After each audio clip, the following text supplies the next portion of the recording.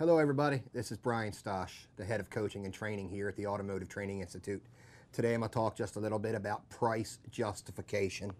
And what I'm talking about here is presenting your price tag to Mr. or Mrs. Customer when going for a close on a repair order.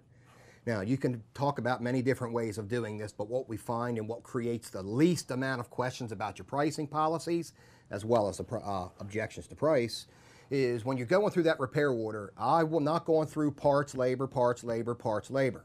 I'm going to try to keep it to minimal numbers as possible on the first, maybe second approach until they ask for more. Now, in a previous little video, we talked about presenting a repair order with the original request, courtesy check items, and then the maintenance findings. When you go to deliver a price tag to Mr. or Mrs. Customer, again, about the confidence that a writer has with that relationship with Mr. or Mrs. Customer, talking about the original request, I'm going to give a total on the original request and the package of the total parts, labor, shop supplies, any taxes, any other fees, anything involved, plus a buck or two. I'm going to hit them with that total, all said and done.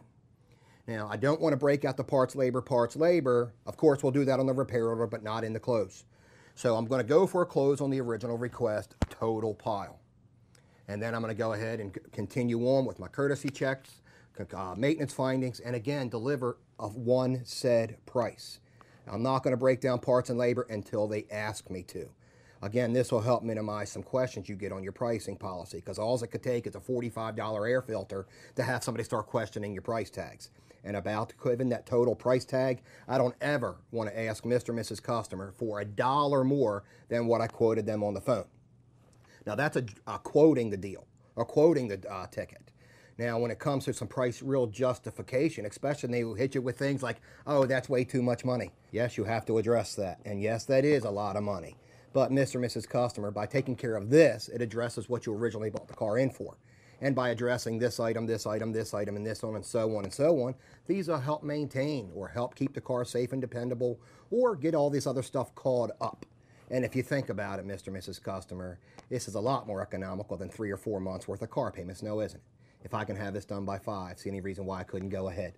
So price justification, all the numbers included, all everything. Do not spit out parts, labor. Give them one grand total. Do not be $1 more when they come in to pay the bill.